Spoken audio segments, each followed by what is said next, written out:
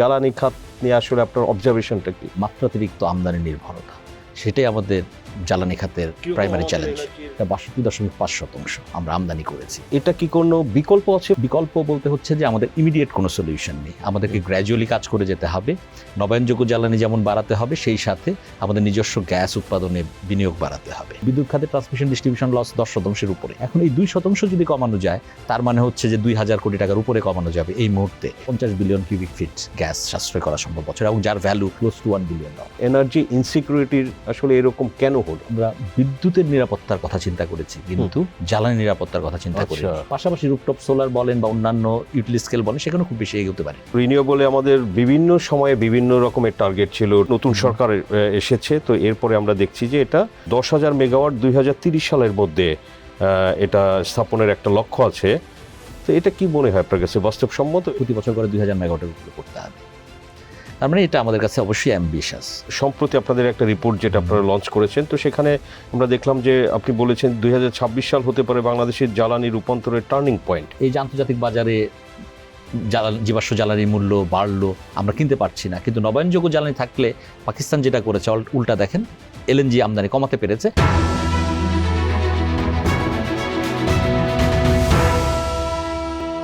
প্রিয় দর্শক, Bangladesh finance presence TVS ইকোনমিতে আপনাদের সবাইকে স্বাগত জানাচ্ছি। আমি সাজ্জাদুর রহমান।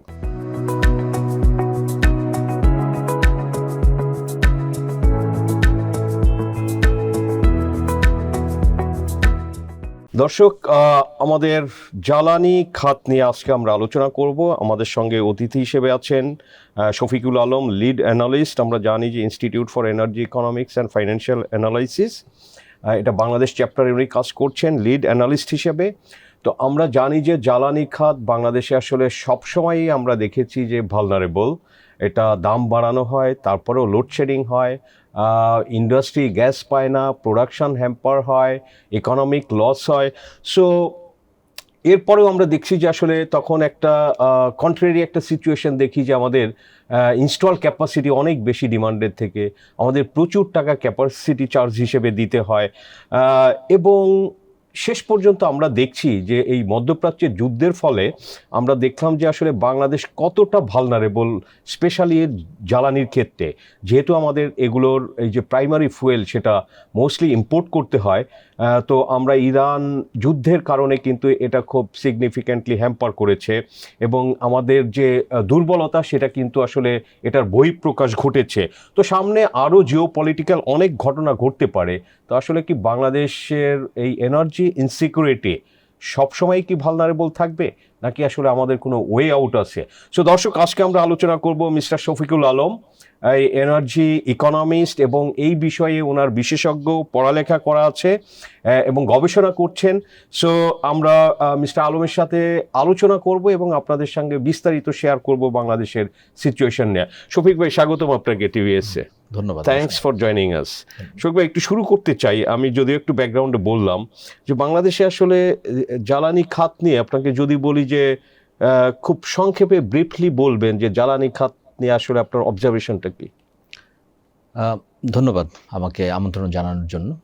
দেখুন, এটা আমরা বারবার বলে আসছি যে মাত্রাতিরিক্ত আমদানি নির্ভরতা, সেটাই আমাদের জ্বালানি খাতের কিরকম আমাদের এনার্জির আমদানি পার্সেন্টেজ যদি বলেন? গত অর্থ বছর যদি আমরা বিবেচনায় নিই, তাহলে আমরা যে পরিমাণ প্রাইমারি এনার্জি কনজিউম করেছি, বায়োমাসকে যদি বাদ দেওয়া হয়, গ্রামে গঞ্জে যে রান্নার জন্য ব্যবহার হয়, তাহলে সেটা ৬২.৫% আমরা আমদানি করেছি পুরো প্রাথমিক জ্বালানির।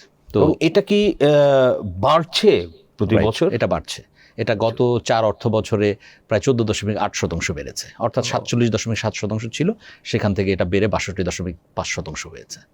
এবং এটা বাড়ার সম্ভাবনাই আমরা বেশি দেখতে পাচ্ছি এই মুহূর্তে।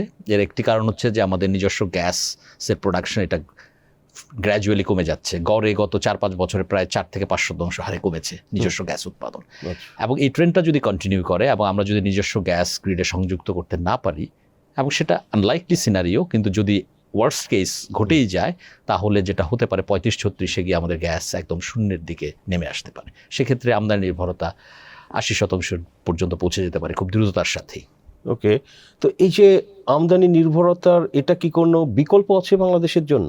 এটা আমাদের ইনফ্যাক্ট বিশেষজ্ঞরা অনেক বছর যাবতই বলছেন, আপনারাও লিখছেন গত 1-1.5 দশক ধরেই, যে আমরা যেভাবে এনার্জি কনজিউম করে আসছি এবং আমাদের যে বিদ্যুৎ কেন্দ্রগুলো হচ্ছে আমদানি নির্ভর জ্বালানির উপর ভিত্তি করে, তাতে করে এরকম একটা পরিস্থিতি তৈরি হবে। এখন বিকল্প বলতে হচ্ছে যে আমাদের ইমিডিয়েট কোনো সলিউশন নেই, আমাদেরকে গ্র্যাজুয়ালি কাজ করে যেতে হবে। নবায়নযোগ্য জ্বালানি যেমন বাড়াতে হবে, সেই সাথে আমাদের নিজস্ব গ্যাস উৎপাদনে বিনিয়োগ বাড়াতে হবে। এবং যে অপচয়গুলো আছে বিভিন্ন জায়গায়, গ্যাস সেক্টরে ট্রান্সমিশন ডিস্ট্রিবিউশন লস আছে, যেটাকে আনঅ্যাকাউন্টেড ফর গ্যাস বলা হয়, সেটাও কিন্তু বেড়েছে গত 2 বছরে। তো এই দিকগুলোতে মনোযোগ দিতে হবে, কারণ একটা জিনিস খেয়াল করতে হবে যে আমরা 1% যদি কমাই যে কোনো জায়গায় লস, এটা কিন্তু 1000 কোটি টাকার ঘরে। বিষয়টা কিন্তু আর এখন 1 কোটি 2 কোটি টাকাতে নেই। যেমন বিদ্যুৎ খাতে ট্রান্সমিশন ডিস্ট্রিবিউশন লস 10%-এর উপরে, এটা খুবই ভালো আমাদের আশেপাশে অনেক দেশের তুলনায়, কিন্তু ইন্টারন্যাশনাল স্ট্যান্ডার্ড অনুযায়ী এটা 8%-এর একটু নিচে। এখন এই 2% যদি কমানো যায়, তার মানে হচ্ছে যে 2000 কোটি টাকার উপরে কমানো যাবে এই মুহূর্তে। আর অন্যদিকে আমাদের যেহেতু বিদ্যুৎ কনজাম্পশন বাড়বে, 5 বছর পরে গিয়ে এখনকার চেয়ে দেখা গেল আরো 10-15-20% বেড়ে যেতে পারে ওভারঅল কনজাম্পশন, বা আরও বেশি। তো সেখানে কিন্তু এই 2% তখন আরও সিগনিফিকেন্ট ইম্প্যাক্ট ফেলবে। সিমিলার একই ঘটনা হচ্ছে আপনার গ্যাস সেক্টর ট্রান্সমিশন ডিস্ট্রিবিউশনে। এখানে এক সময় কমে 7% নেমে এসেছিল, যদিও এটা রিপোর্টেড বলা চলে, এর বাইরে আরও আছে কিনা পিলফারেজ সেটা তো আমরা জানি না, কিন্তু রিপোর্টেড যেই লস সেটা 2 বছর আগে ছিল 7%-এর মতো, এটা গত অর্থ বছরে বেড়ে 7.95% গিয়ে পৌঁছেছে। তার মানে হচ্ছে যে 70 বিলিয়ন কিউবিক ফিটের উপরে গ্যাস, যেটা আমরা রেডি আছে সাপ্লাই করার জন্য, সেটা বছর শেষে আমরা সাপ্লাই করি না।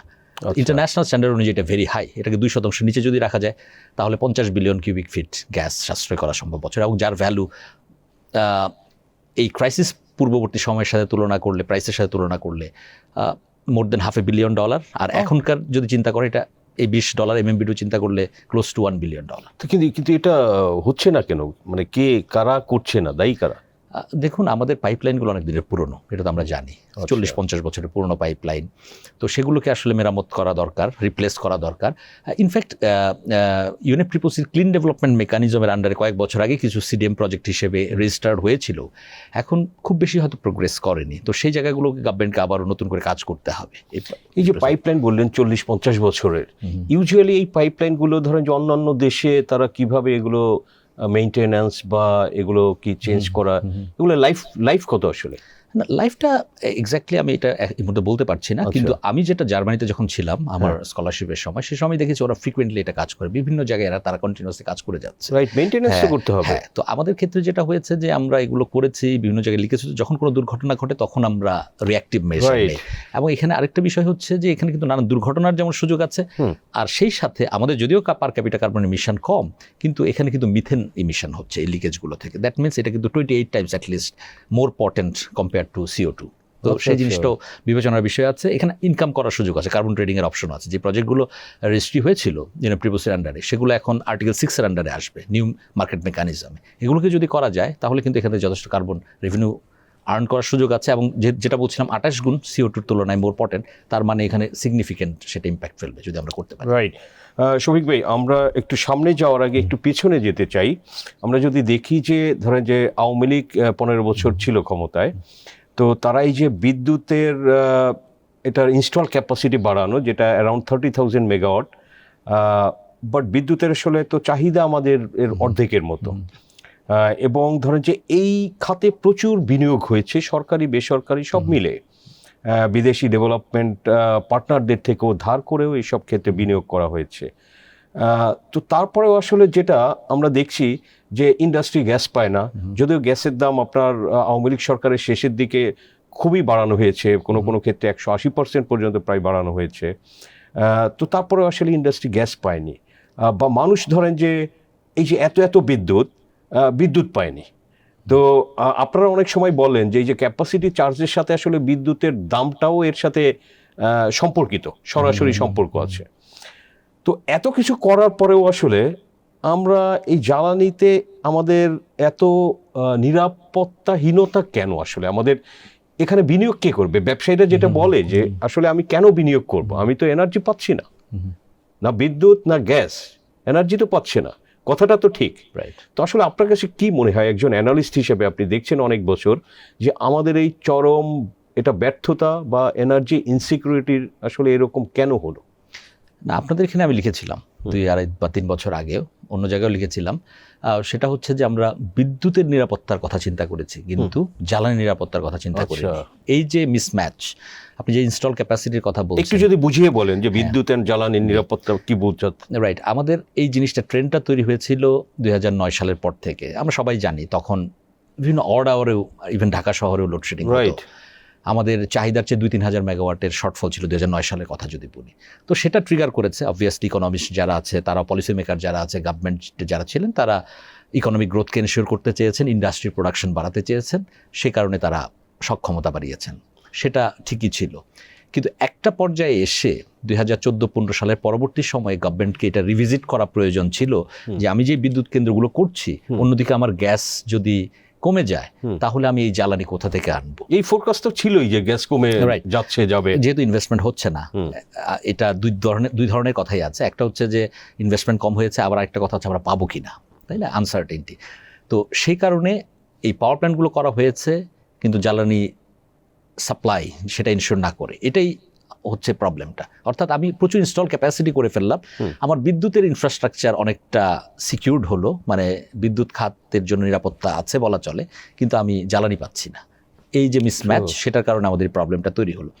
আরেকটা জায়গা যেটা তৈরি হলো, তেল ভিত্তিক এক্সপেন্সিভ বিদ্যুৎ কেন্দ্রগুলো, এগুলোকে আমরা অনেক দিন টেনেছি বিকল্প না থাকার কারণে, কারণ আমরা রিনিউয়েবলে খুব একটা ভালো জায়গায় আসতে পারেনি। পাকিস্তানের কথা যদি চিন্তা করে, তারা কিন্তু র্যাপিডলি স্কেল আপ করেছে গত 2-2.5 বছরে।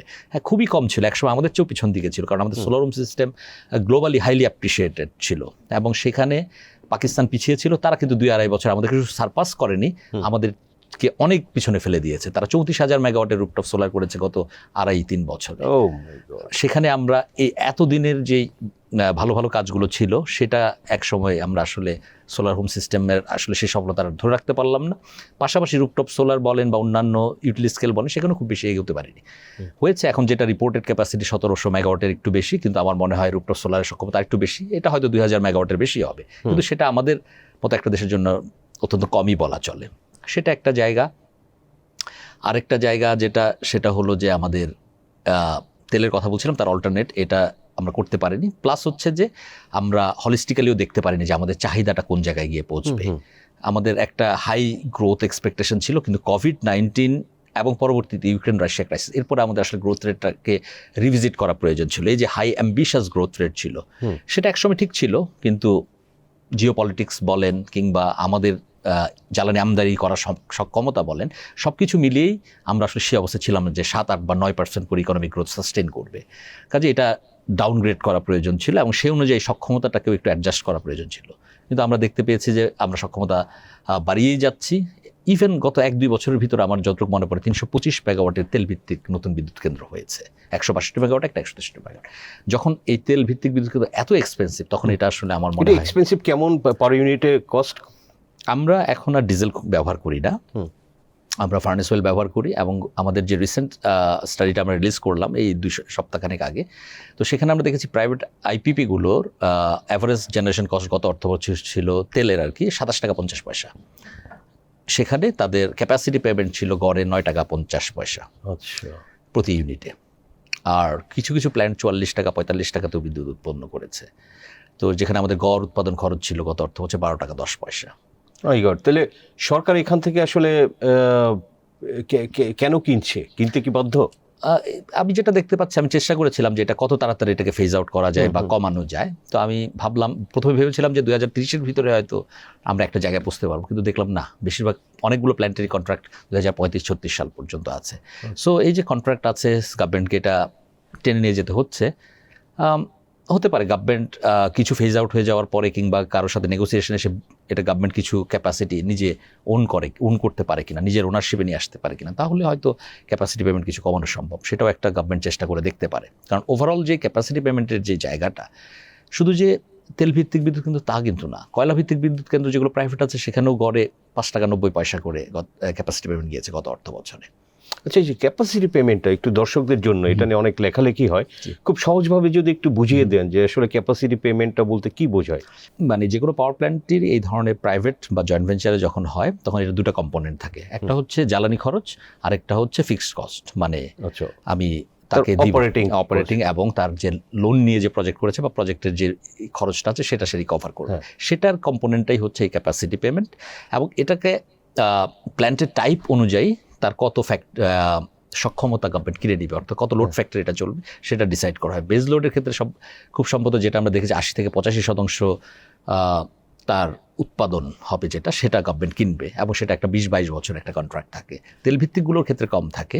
তো এই পিরিয়ডে যেটা হয়, যদি আমার চাহিদা নাও থাকে তখন আমাকে ক্যাপাসিটি পেমেন্টটা দিয়ে যেতে হয় ফুল পরিমাণের জন্যই। আচ্ছা, ক্যাপাসিটি পেমেন্টটা তার মানে কি আপনি বলছেন যে জ্বালানি খরচের বাইরের যে খরচটা সেটা? রাইট, জ্বালানি খরচের বাইরে, এবং এটা আমাদেরকে সিগনিফিকেন্টলি দিতে হয়। এবং এই যে চাহিদাহীন সক্ষমতার কারণে এটা, যেমন কয়লা ভিত্তিক পাওয়ার প্ল্যান্টে 5 টাকা 90 পয়সা পড়ার একটা অন্যতম কারণ হচ্ছে গত অর্থ বছরে এই প্ল্যান্টগুলো 50-55% লোড প্ল্যান্ট ফ্যাক্টরে কাজ করেছে, যেটা বেজ লোড হিসেবে এটা 70-80% কাজ করার কথা। কিন্তু জ্বালানিও সবসময় অ্যাভেলেবল ছিল না, আবার আমাদের চাহিদাও ছিল না পর্যাপ্ত। সো দুটো ফ্যাক্টরি ট্রিগার করেছে এই হাই ক্যাপাসিটি পেমেন্ট। সো এই যে বিজনেস মডেলটা, আপনি কি মনে করেন যে এটা একটা ফল্টি মডেল এবং দেশের আসলে ক্ষতি হয়েছে, বা অন্য কোনোভাবে যাওয়া যেত? একজন বিশেষজ্ঞ হিসেবে কি মনে করেন?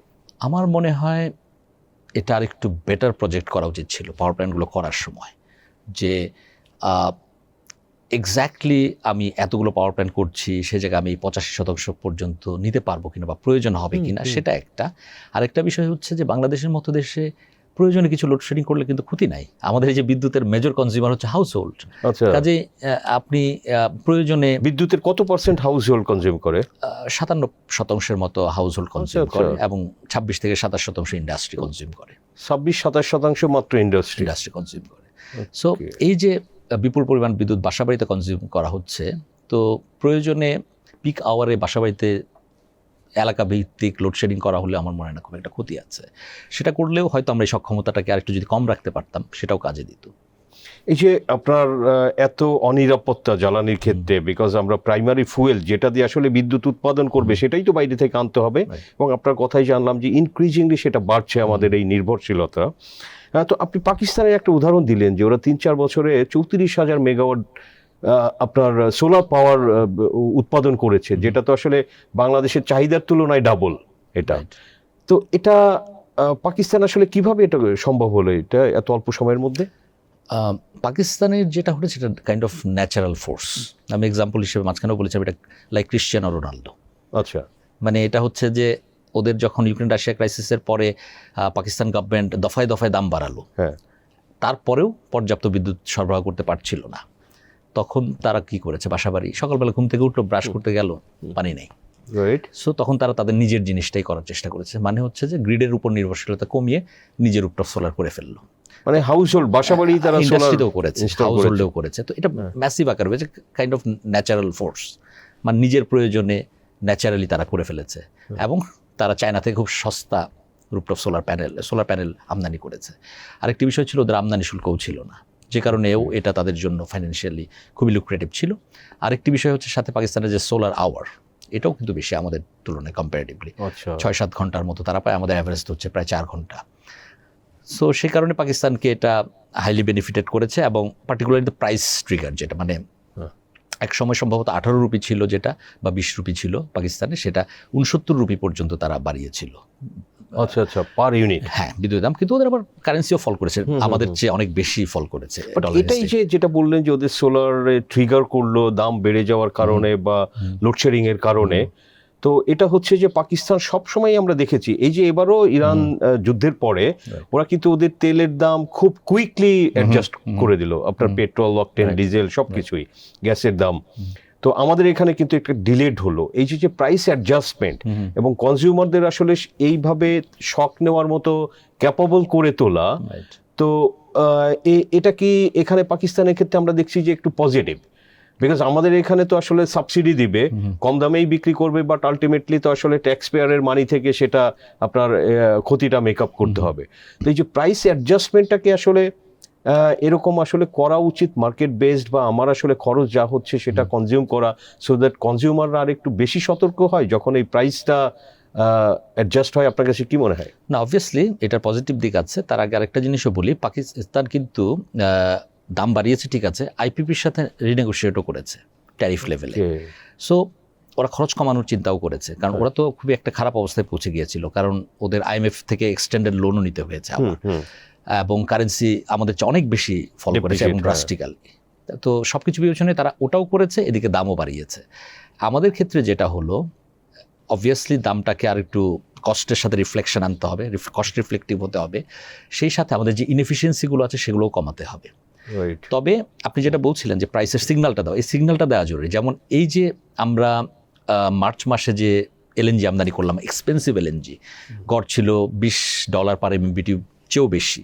তো সেই সময় কিন্তু গভর্নমেন্টকে প্রতি ইউনিটে 70 টাকার মতো সাবসিডি দিতে হয়েছে, রিগ্যাসিফিকেশন এবং টার্মিনাল চার্জ ছাড়া।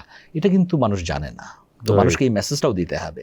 কারণ মানুষ ভাবছে যে আমার দাম অনেকবার বাড়ানো হয়েছে, আপনি যেটা বলছিলেন যে গ্যাসের দাম দফায় দফায় বাড়ানো হয়েছে, তারপরেও গত অর্থ বছরে আমাদের ওয়েটেড অ্যাভারেজ যে ট্যারিফ যেটা গভর্নমেন্ট পেয়েছে বিভিন্ন সেক্টর থেকে, যেটাকে যদি তার প্রোরাটা কনজাম্পশন অনুযায়ী নেওয়া হয়, ইন্ডাস্ট্রি, হাউস হোল্ড সবাই 23 টাকা 82 পয়সা পার কিউবিক মিটার পেয়েছে। ওয়ারাস যখন এই মার্চ এপ্রিলে গভর্নমেন্ট ভেরি এক্সপেন্সিভ এলএনজি কিনলো, তখন গভর্নমেন্টের খরচ ছিল 95 টাকার উপরে পার কিউবিক মিটার, 70 টাকা সাবসিডি। হ্যাঁ, তো এই জিনিসটাও লোকজনকে জানাতে হবে, এবং কিছু সময় দাম বাড়ানোর জিনিসটাও নিতে হবে। কারণ দাম বাড়ালে দুটো জিনিস হবে, রিনিউয়েবল এনার্জিও যেমন বাড়বে, লোকজন ইন্টারেস্টেড হবে, এনার্জি এফিসিয়েন্সিও বাড়বে।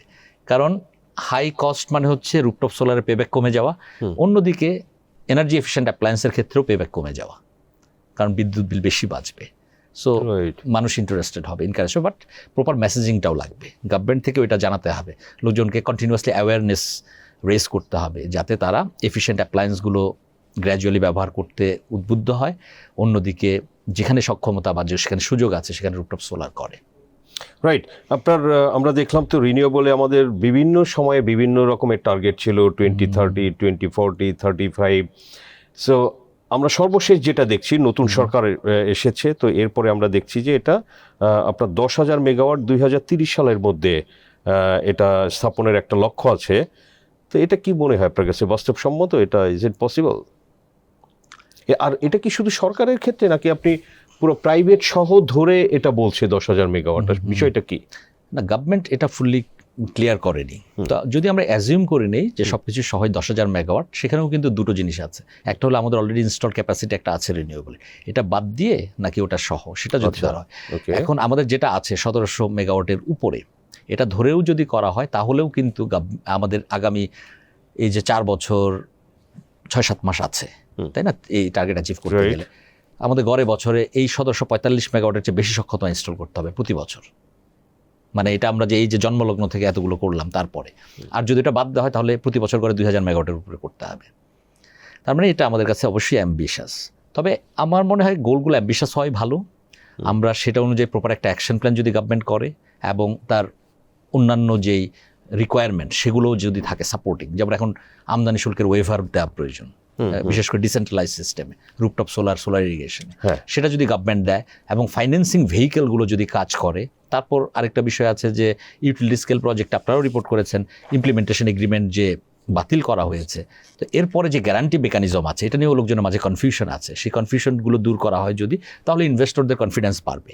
তো সব কিছু যদি রেডি করা হয় এবং মার্কেটটাকে যদি রেডি করা হয়, তাহলে হয়তো আমরা কাছাকাছি পৌঁছতে পারবো, অ্যাটলিস্ট আমরা যদি ফুল গোল অ্যাচিভ নাও করি। এবং আমাদের যে প্রিভিয়াস ট্র্যাক রেকর্ড, সেখান থেকে যদি আমরা 2030-এর মধ্যে 6-7 হাজার মেগাওয়াটও করতে পারি, সেটাও আমাদের জন্য খুবই একটা সিগনিফিকেন্ট অ্যাচিভমেন্ট হবে। এবং এটা করলে তো আমাদের যে গ্যাস এনে বা কয়লা এনে যে আমরা বিদ্যুৎ উৎপাদন করি, তো আমাদের তো আসলে ফরেন কারেন্সিও এখানে একটা বড় সেভ হবে। অবভিয়াসলি প্রথমেই যেটা হবে সেটা হচ্ছে দিনের বেলায় যে আমরা তেল ব্যবহার করি, এটা ডেফিনেটলি আমরা একেবারে শূন্যের কাছাকাছি নিয়ে আসতে পারবো দিনের বেলা। প্লাস আমরা যদি ব্যাটারি স্টোরেজের কথা চিন্তা করি, ব্যাটারি স্টোরেজের খরচ কমছে, এবং তেলের সাথে যদি চিন্তা করা হয়, আমরা যদি ব্যাটারি স্টোরেজ দিই, তাহলে এটা আমার মনে হয় কম্পিটিটিভের চেয়েও বেশি হবে, প্রফিটেবলই হবে। মানে solar with battery energy storage যদি আমরা ব্যবহার করি, এবং ইন্ডাস্ট্রিকেও যদি এনকারেজ করা হয়, রাতের বেলাও তেলের ব্যবহার কমানো সম্ভব, সেটা কিন্তু সিগনিফিকেন্ট সেভিংস হবে আমাদের জন্য। সেটা কিভাবে একটু যদি দেখুন, আমাদের এখন তেলের খরচ তো হচ্ছে 27 টাকা 50 পয়সা, যেটা আমরা বলছি পার ইউনিট, তো আমরা তেল দিয়ে বিদ্যুৎ উৎপাদনে, রাইট। তো সেটা আমরা যদি দিনের বেলায় সোলার দিয়ে করি, সেটা আমাদের এখনকার খরচ যেটা, মানে এই যে গত টেন্ডারে যেটা প্রাইস ডিসকভার হলো 8.27 সেন্টের মতো অ্যাভারেজ, তার মানে হচ্ছে 10 টাকা, তার মানে হচ্ছে বাকিটা সাশ্রয় করার সুযোগ আছে, যেটা হলো মানে in terms of direct cost benefit, তাই না? কিন্তু আরেকটা জায়গা হচ্ছে যে আমরা এই পরিমাণ জ্বালানি কিন্তু আমরা আগামী 25-30 বছরের জন্য আমদানি কমাতে পারছি দিনের বেলা। আর রাতের বেলা যদি আমরা চিন্তা করি ইউটিলিটি স্কেলের সাথে উইথ ব্যাটারি স্টোরেজ 2-3 ঘন্টার জন্য, যেটা আমাদের পিক আওয়ার থাকে, সেটা আমার মনে হয় কম্পিটিটিভ হবে। হ্যাঁ, এটা 27 টাকা 50 পয়সার কম লাগবে। তো সেই ক্ষেত্রে সেটাও রাতের বেলা আমরা 70-80% আমার মনে হয় কমাতে পারি। আমরা অ্যাজ এ ব্যাকআপ রাখি, সেটাকে তেলটাকে ব্যাকআপ হিসেবে রাখি এবং এগুলোকে আমরা ফ্রন্ট লাইনে নিয়ে আসি পার্টিকুলার পিক ডিমান্ড মিট করার জন্য। সেই সাথে ইন্ডাস্ট্রিগুলোকে যদি গ্র্যাজুয়ালি এনকারেজ করা হয় যে তারা সোলারের সাথে ব্যাটারি এনার্জি স্টোরেজও ইনস্টল করুক, তাদের ক্ষেত্রে কিন্তু এটা খরচ ইউটিলিটি স্কেল প্রজেক্টের চেয়ে কম হবে, কারণ তাদের অ্যাডিশনাল জমি লাগছে না। তারা রুপটপ বা তাদের নিজস্ব স্পেস যেগুলো আছে সেখানে যদি তারা ব্যবহার করতে পারে, সেক্ষেত্রে এটা আমাদের আমদানি অবভিয়াসলি কমাবে। যেমন পাকিস্তানের এক্সাম্পল যেটা, সেটা হচ্ছে 2022 সালের তুলনায় 25 সালে এসে তাদের 15.45% এলএনজি আমদানি কমে গেছে এই ম্যাসিভ স্কেলে সোলার হওয়ার কারণে। তো আমাদের ক্ষেত্রেও সেই সুযোগগুলো আছে, কিন্তু লক্ষ্য রাখতে হবে সেটা হচ্ছে যে আমরা যে ম্যাসিভ রিনিউয়েবল স্কেল আপ করবো, এগুলো তো অনেক ক্ষেত্রেই ভ্যারিয়েবল, তাই না? Solar, wind variable. আমাদের গ্রিডের ফ্লেক্সিবিলিটি এবং মডার্নাইজেশন, এই দিকটাও আমাদের মাথায় রাখতে হবে, গ্রিডে ইনভেস্ট করতে হবে। আর একটা জায়গা হচ্ছে ব্যাটারি এনার্জি স্টোরেজ, যেটা বলছিলাম। তো এই জায়গাগুলোকে আমাদের মাথায় রেখে আগাতে হবে, কারণ variable load all on a sudden যদি আমার প্রোডাকশন কমে যায়, তাই না, সূর্যের আলো কমে যায় এবং সাডেনলি কয়েক হাজার মেগাওয়াট যদি কমে যায়, সেটা গ্রিডের উপর প্রেশার তৈরি করবে। তো এই পরিস্থিতিতে আপনার গ্রিড যেন মোর ফ্লেক্সিবল এবং আমরা কি আপনার আমাদের ন্যাশনাল গ্রিডের এখানে রেডিনেসের কি একটু অভাব আছে? অভাব বলতে হচ্ছে যে এখনকার পরিস্থিতিতে ইন্টারন্যাশনাল নর্মস অনুযায়ী আমরা 10-15% ভেরিয়েবল রিনিউয়েবল যেহেতু আমরা নিতেই পারি, কিন্তু আমাদের এটাকে এমনভাবে প্ল্যান করতে হবে। গভর্নমেন্টও যেহেতু 10,000 মেগাওয়াটের কথা বলছে এবং 2040-এরও একটা টার্গেট আছে, তার মানে হচ্ছে সিগনিফিকেন্টলি আমাদের রিনিউয়েবল ভবিষ্যতে বাড়বে। সো এইটাকে গ্র্যাজুয়ালি আমাদের মডার্নাইজ করে যেতে হবে, যাতে increasing variable renewable energy capacity আমরা ইউটিলাইজ করতে পারি। আরও একটা ম্যানেজমেন্টের জায়গা আছে। ফর এক্সাম্পল, দিনের বেলা যদি প্রচুর সোলার হয়, তাহলে যেটা করা সম্ভব সেটা হচ্ছে যে ইলেকট্রিক ভেহিকেল, তাদের দিয়ে যদি চার্জিং ফ্যাসিলিটির কথা চিন্তা করা হয়, সিগনিফিকেন্ট যখন সোলার থাকবে, সোলার পাওয়ার চার্জিং স্টেশন তারা ব্যবহার করলো অথবা গ্রিড কানেক্টেড চার্জিং স্টেশন তারা ব্যবহার করলো, তাহলে এই লোডের একটা অংশ ইলেকট্রিক ভেহিকেলও চলে গেল, গ্রিড ম্যানেজ করা সহজ হবে। মানে এখানে আমাদের সব জিনিসগুলোকে আসলে প্রপারলি অ্যানালাইসিস করতে হবে যে আমরা যে রিনিউয়েবলগুলো আসছে, সেই রিনিউয়েবলগুলো কখন কখন ব্যবহার হচ্ছে, কোন ধরনের সোর্স থেকে আসছে, সেটা একটা। আর আরেকটা জায়গা হচ্ছে গ্রিডের বাইরে আমাদের এই ডিস্ট্রিবিউটেড সোর্সগুলোর দিকে অত্যন্ত গুরুত্ব দিতে হবে। আপনি বলছিলেন যে সোলারে ধরেন যে রুফটপ বা ইন্ডাস্ট্রিতে করে, তো ইন্ডাস্ট্রিতে আপনি ধরেন আমরা যেটা লাস্ট একটা রিপোর্ট আমি দেখলাম যে 1 মেগাওয়াট ইনস্টল করতে 3.5 থেকে 4 কোটি টাকা পর্যন্ত খরচ যায়। সো কেউ আসলে 5 মেগাওয়াট করতে গেলে তার 20 কোটি টাকা ক্যাপিটাল ইনভেস্টমেন্ট দরকার হয়। তো সেটা আবার অনেক ইন্ডাস্ট্রিয়ালিস্টের এই সক্ষমতাটা নাই যে একটা ওয়ান শট এসে 20 কোটি টাকা এখানে বিনিয়োগ করবে, বা এখানে ব্যাংকগুলোও খুব সহজে লোন এখন পর্যন্ত দিচ্ছে না। তো এখানে কি আপনি মনে করেন যে ইন্ডাস্ট্রিকে উৎসাহিত করার জন্য সরকারের থেকে কোনো ধরনের কোনো আসলে কিছু তারা অফার করতে পারে, বা উৎসাহিত করার জন্য আসলে কি করতে পারে? What do you think? লোনের যে বিষয় সেটা তো অবভিয়াসলি একটা চ্যালেঞ্জিং, এটা গত 10-15 বছর যাবতীয় চ্যালেঞ্জ হিসেবে কাজ করছে, এবং এটা আপনি প্রতিদিনই কোনো না কোনো পত্রিকায় পাবেন বা টিভি চ্যানেলে পাবেন যে ফাইন্যান্সিং একটা চ্যালেঞ্জ আছে। তার আগে আমদানি শুল্কের বিষয়টাও আছে, কারণ আমদানি শুল্কের কারণে এটা অত্যন্ত এক্সপেন্সিভ হয়ে যায়। ইন্ডাস্ট্রি যদি হয়, আমদানি শুল্ক দেখলাম যে কত 28 থেকে 62, রাইট, 28.73% থেকে 61.8%, মানে বিভিন্ন কম্পোনেন্টের উপরে। তো এখন এটা গভর্নমেন্ট, আমার মনে হয় এবার তারা সদয় হবে, এবং আমাদের মন্ত্রী মহোদয় উনিও অনেকবারই বলেছেন, হিন্টস দেখেছি অলরেডি, রাইট। আমার মনে হয় গভর্নমেন্ট এবার সদয় হবে এবং এটা তারা ওয়েভার দিয়ে দিবে অথবা খুব ন্যূনতম একটা পর্যায়ে রাখবে। তাহলে যেটা হবে, তাদের 25-30% গড় খরচ কমে যাবে, ইনভেস্টমেন্ট কস্টটা। তাহলে এটাও কিন্তু একটা সিগনিফিকেন্ট রিলিফ তার জন্য। আর আরেকটা জায়গা হচ্ছে যে ফাইন্যান্সিং ভেহিকেলে মেজর ফাইন্যান্সিয়ার হচ্ছে বা লোন ডেট সার্ভিস প্রোভাইডার হচ্ছে ইটকল। ইটকলের ক্রাইটেরিয়া মেনটেন করে সবাই আসলে নিতে পারবে না, কারণ ইটকলের স্ট্রিনজেন্ট কিছু রিকোয়ারমেন্ট আছে, ব্যাংক গ্যারান্টি আছে, বিভিন্ন ধরনের জিনিসপত্র আছে, সেটা একদম টপ ক্লায়েন্ট ছাড়া বা ফাইন্যান্সিয়ালি ভেরি সলভেন্ট ক্লায়েন্ট ছাড়া এটা সবার পক্ষে সম্ভব না। তো সেক্ষেত্রে বাংলাদেশ ব্যাংকের যে গ্রিন রিফাইন্যান্স স্কিম আছে, সেটার আন্ডারে অ্যাকচুয়ালি সব ধরনের গ্রিন প্রোডাক্ট ইনক্লুডেড। সেটাকে আসলে এই রুফটপ সোলারের জন্য সাফিসিয়েন্ট বলা যায় না, কারণ আমরা গত এক দশকের পোর্টফোলিও যদি অ্যানালাইসিস করি এই স্কিমটার, মেজর লোন গেছে হচ্ছে গ্রিন ইন্ডাস্ট্রিতে, প্লাস হচ্ছে এনার্জি এফিসিয়েন্সিতে, ব্রিক কিলন এফিসিয়েন্সিতে। সেখানে রুফটপ সোলার বা এই ধরনের ইন্টারভেনশনে কন্ট্রিবিউশন ভেরি মিনিমাল।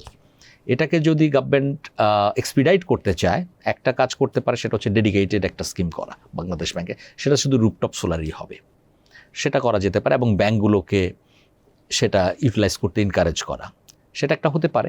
আরেকটা বিষয় হচ্ছে ব্যাংকগুলো আসলে কেন ইন্টারেস্টেড হয় না, কারণ এই যে টপ ক্লায়েন্টের কথা বলছি, এর বাইরে যারা আছে তাদের যেই সমস্যাটা হয়, তাদের যে আপনার সিকিউরিটির একটা ইস্যু আছে, মানে ব্যাংকগুলো খুব একটা কনফিডেন্স পায় না তাদের উপর। সে কারণে বাংলাদেশ ব্যাংক অনেকদিন যাবতীয় কাজ করছে একটা ক্রেডিট রিস্ক গ্যারান্টি স্কিম নিয়ে। সেই স্কিমটাকে যদি দ্রুততার সাথে অপারেশনালাইজ করা যায়, তাহলে যেটা হবে, ব্যাংকগুলো এই ক্লায়েন্টদেরকে লোন দিতে ইন্টারেস্টেড হবে, কারণ রিস্কটা একটা পার্ট যদি ওটাতে কাভার, লেটস সে 50% ওইটার আন্ডার কাভার্ড, তখন ব্যাংক এবং নন ব্যাংক ফাইন্যান্সিয়াল ইনস্টিটিউশন খুব বেশি কমফোর্টেবলি এটা ফাইন্যান্স করতে পারবে। এটা গভর্নমেন্ট এবং বাংলাদেশ ব্যাংকের আলোচনার প্রয়োজন আছে। আমার মনে হয় মিনিস্ট্রি অফ এনার্জি এবং বাংলাদেশ ব্যাংক আলোচনা করতে পারে এই স্কিমটা দ্রুততার সাথে করার জন্য। রাইট। আপনার আরেকটা কথা আমরা মাঝে মাঝেই দেখি, অলরেডি নেপাল থেকে মনে হয় আমরা কিছু পাওয়ার হাইড্রো পাওয়ার ইম্পোর্ট করছি 40-50 মেগাওয়াট। তো নেপাল ভুটান থেকে ভবিষ্যতে আসলে আরো হাইড্রো পাওয়ার আনার সম্ভাবনা আছে বা আলোচনা আছে, তো আপনি কি মনে করেন এটা সম্ভব? আসলে অবশ্যই সম্ভব, এবং আমার মনে হয় সেখানে তো থ্রু ইন্ডিয়া আসতে হবে, এখানে তো ইন্ডিয়া মেজর পার্টি এখানে। রাইট, এটা সম্ভব, এবং আমার মনে হয় আমাদের সেদিকে এগোতে হবে। আচ্ছা, আমরা যদি হাইড্রো পাওয়ারের কষ্টের কথা চিন্তা করি, সেটাও কিন্তু খুব বেশি এক্সপেন্সিভ না, এবং 8 টাকার আশেপাশে। ওকে, কারেন্ট মানে গত বছরের যে রেটটা ছিল 8 টাকা 15 পয়সা বা 20 পয়সা এরকম, সেখানে আমাদের অ্যাভারেজ জেনারেশন কস্ট 12 টাকা 10 পয়সা, প্লাস আমরা তেলের কথা তো শুনলামই। আমার মনে হয় এটাকে আমরা যদি ট্যাপ করতে পারি, তাহলে আমাদের একটা ফিউচার এনার্জি সিকিউরিটির একটা নতুন জায়গা তৈরি হতে পারে। এর একটা কারণ হচ্ছে গ্যাসের কনজাম্পশন, প্রোডাকশন যেভাবে কমে যাচ্ছে, এবং আমাদের টোটাল সিস্টেম যদি চিন্তা করেন, ইন্ডাস্ট্রির গ্যাস বেস পাওয়ার জেনারেশন সিস্টেম সবই কিন্তু এই ধরনের টেকনোলজি আমরা ব্যবহার করছি। কাজেই আমাদের গ্যাসের নির্ভরশীলতা যদি কমাতে হয়, তাহলে কিন্তু আমাদের এই ধরনের বেস লোড সার্ভিস লাগবে, মানে যেটা আমাদের বেস লোড দিতে পারবে, এবং নেপালের এবং ভুটানের এই হাইড্রো পাওয়ার সেটা দিতে পারে। তো আমি আমার এই যেটা রিসেন্টলি যে স্টাডিটা রিলিজ করলাম, সেখানেই দেখলাম যদি আমরা ভবিষ্যতে, এবং ইনফ্যাক্ট গভর্নমেন্টের একটা প্ল্যান ছিল মনে হয় 9,000 মেগাওয়াট পর্যন্ত আনা, 2030-এর পরে। তো আমরা যদি 6,000 মেগাওয়াট আনতে পারি, পার্টিকুলারলি পিক সামারে, মার্চ টু সেপ্টেম্বর এই সময়, তাহলে আমরা রাফলি আপনার ধরেন প্রতিদিন 700 MMCFD আমরা কমাতে পারবো। আচ্ছা, হ্যাঁ, সেটা যদি আমরা কমাতে পারি, প্লাস হচ্ছে যেটা ট্রান্সমিশন ডিস্ট্রিবিউশনের লসের কথা বললাম, গ্যাস সেক্টর আনঅ্যাকাউন্টেড ফর গ্যাস, সেটাকে যদি মিনিমাল লেভেলে রাখতে পারি এবং ডিমান্ড সাইড এফিসিয়েন্সি বাড়াতে পারি, আর এখন যে লেভেলের লোকাল প্রোডাকশন আছে 1700 MMCFD, এটা যদি ধরে রাখতে পারি ইনভেস্ট করে, আর যেটা আমরা এলএনজি আমদানি করছি, এই কম্বাইন্ড যদি করি আমরা, তাহলে আমাদের 4000 MMCFD-র উপর চাহিদা আমরা মিট করতে পারি পোস্ট 2030। তাহলে আমরা দেখতে পাচ্ছি গভর্নমেন্টের প্রজেকশন অনুযায়ী 2050-এ গিয়ে 5000 MMCFD আমাদের চাহিদা হবে, বা এই ধরনের চাহিদাকে তারা ম্যানেজ করতে চাচ্ছে। তাহলে আমরা যদি এইভাবে করে ম্যানেজ করি, হ্যাঁ, কিছু আমদানি, অন্যদিকে নিজস্ব গ্যাসে ইনভেস্টমেন্ট, এফিসিয়েন্সি বাড়ানো, লস মিনিমাইজ করা, তাহলে আমরা 4000+ মেগাওয়াট আমরা সাপ্লাই করতে পারবো। তো আমার মনে হয় সেটা একটা গুড অপরচুনিটি তৈরি করবে আমাদের জন্য। আপনার আদানি ডিল নিয়ে অনেক কথা হয়, সো এবং এটা তো আরবিট্রেশনে গিয়েছে বা যাবে। আপনার কাছে কি মনে হয় যে এটা কি পসিবল আদানির ডিল থেকে আসলে নেগোশিয়েট করা বা এখান থেকে কোনো সমাধানে আসা? দেখুন, আমি পার্টিকুলারলি কোনো প্রজেক্ট নিয়ে বলছি না, তো আমার কথাটা হচ্ছে যে কোনো ধরনের ডিসপিউট হলে সেটা আমার মনে হয় নেগোসিয়েশন এবং মানে ওপেন মাইন্ডে নেগোসিয়েশন, এটা বেটার। কারণ আমরা অনেক আগে থেকেই দেখেছি যে ধরেন, এবং ইনফ্যাক্ট ইকোনমিক্স এই ধরনের থিওরিও আছে, এনভায়রনমেন্টাল ইকোনমিক্স বা তো থিওরিও আছে। ধরেন আপনার যখন ওয়ার্কিং আওয়ার, আরেকজন হয়তো ওয়ার্কিং আওয়ার না, সে হয়তো অন্য কাজে ব্যস্ত, নয়েজ করছে, কিন্তু আপনি কিন্তু পারবেন না, আপনার কাজে কনসেন্ট্রেট করতে পারবেন না। একটা এক্সাম্পল আছে, ডাক্তারের চেম্বার এবং পাশে আরেকজন, সে তার তখন হাতুড় দিয়ে কিছু টুকটাক করছে, কিন্তু ডাক্তার তার কাজে কনসেন্ট্রেট করতে পারছে না। তো বেটার সলিউশন হচ্ছে আলোচনা করা, সলভ করা। তো ঠিক একইভাবে কোনো জায়গায় ডিসপিউট তৈরি হয়েছে, সেটাকে আসলে আমার মনে আলোচনার মাধ্যমে সলভ করতে পারলেই ভালো হবে। ইয়েস, আপনার যেটা সম্প্রতি আপনাদের একটা রিপোর্ট যেটা আপনারা লঞ্চ করেছেন, তো সেখানে আমরা দেখলাম যে আপনি বলেছেন 2026 সাল হতে পারে বাংলাদেশের জ্বালানি রূপান্তরের টার্নিং পয়েন্ট।